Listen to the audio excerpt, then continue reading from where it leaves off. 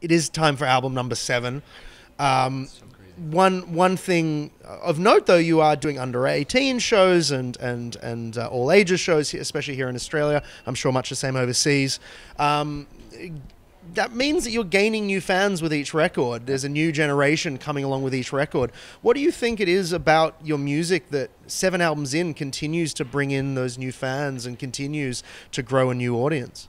I don't 100% know. I don't know that there's a way that you can put your finger on what it is that keeps, different generations coming in. I think what's amazing, though, is that there are new fans coming in, and we've also managed to hold on to fans. Yep. I think, it's very easy as people get older.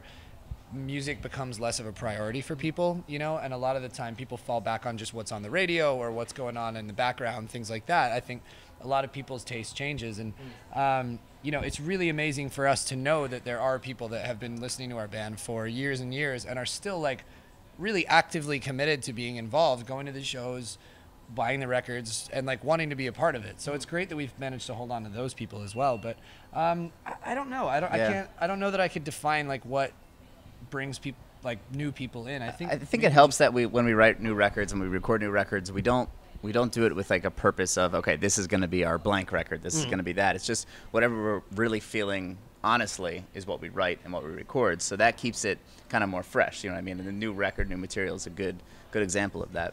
Yeah, and especially with this album, I think there was a big, and we're just starting to see the effects of it because it's not even out yet, but I think it's a slightly different sound, and we pushed our boundaries a little bit, and we tried to really grow the band on this one. It felt like the right time to do something a little bold and different.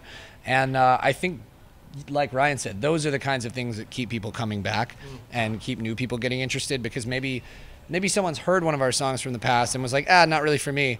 But then they hear something from this record and they're like, oh, that's, it doesn't sound like the thing I remember a few years ago, but I'm into this. So it's just ways of reinventing, I think, is what keeps people kind of invested. Yeah, and I mean, in the words of Matthew McConaughey, there would be a problem, I think, if you kept getting older and they stayed completely the same age. Right. So having that mix is very important.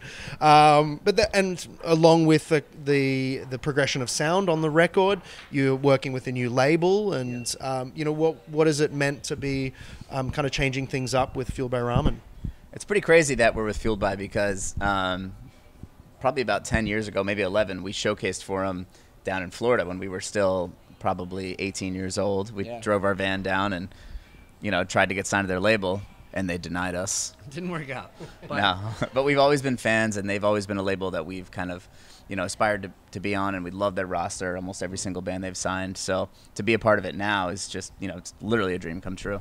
Definitely. And what's really great about them too is that we pretty much had like a year of courtship with them. We were unsigned for quite a while, even though we still had an old record out that we were still actively working, and we had a DVD coming out with Hopeless Records. And so there was this really cool transitional period where both labels were working together to make it smooth. And like a lot of the time you don't hear about that happening in the industry. So it was very cool to kind of have this like really sensible and awesome, like friendly, jovial passing of the torch, so to speak. Especially with labels, it's always sometimes they people. but like you get tension there, but it just didn't happen, and it made for the transition to be really smooth, and we got to work on this record kind of in secret as that was all happening, and we were still out touring on Future Hearts and still putting out the DVD, and like all of that looked like nothing was going on at all. So it was great. It's really cool to work with partners that are down for just being good about things.